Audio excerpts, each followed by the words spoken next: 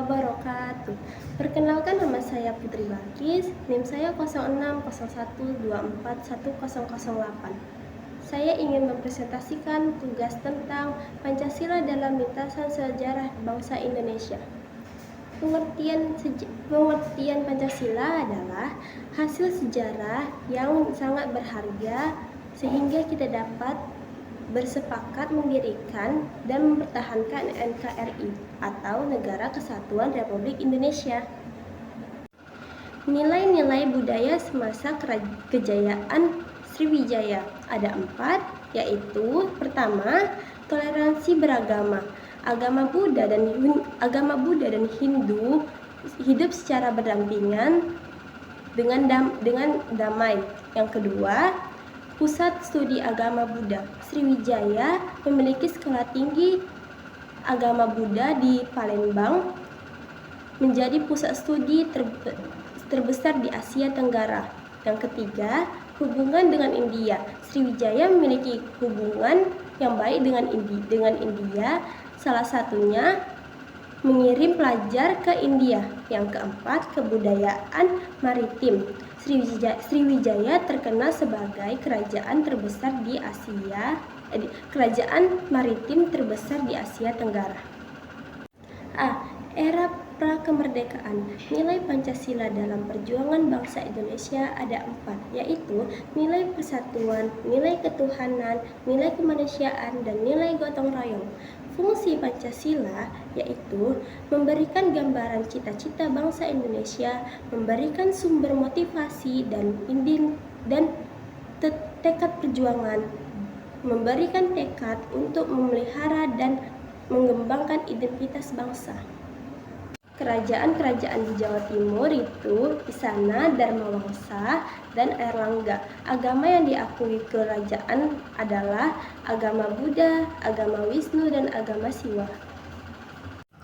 B. Era kemerdekaan. Adapun penyusunan Undang-Undang Dasar 1945 berlangsung pada waktu menjelang akhir Perang Dunia Kedua, dan setelah berakhirnya Perang Dunia tersebut, BPPK telah membentuk panitia kerja, di antara lain 1. Panitia Perumusan, 2. Panitia Perencanaan Undang-Undang Dasar, 3. Panitia Ekonomi dan Keuangan, 4. Panitia Pembelaan Tanah Air.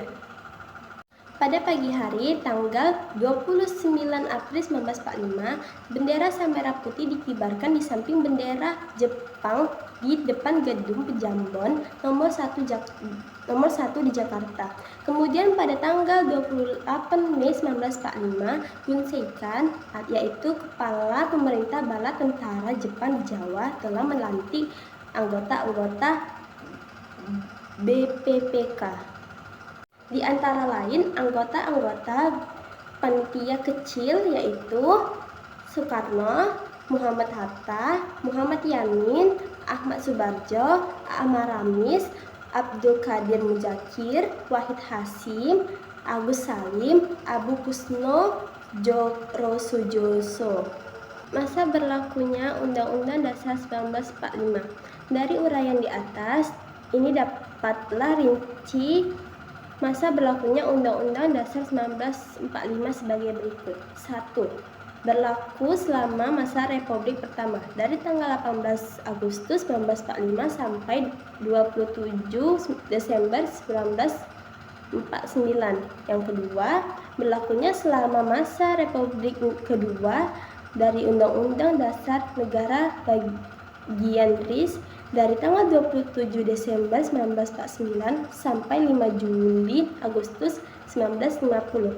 Yang ketiga, berlaku selama masa Republik Ketiga, 17 Agustus 1950 sampai 5 Juli 1959. Undang-Undang 1945 tidak berlaku lagi.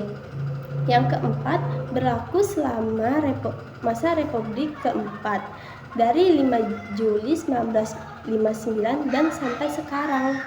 C. Era Orde Lama. 1. Kurun waktu berlakunya Undang-Undang Dasar Proklamasi 1945.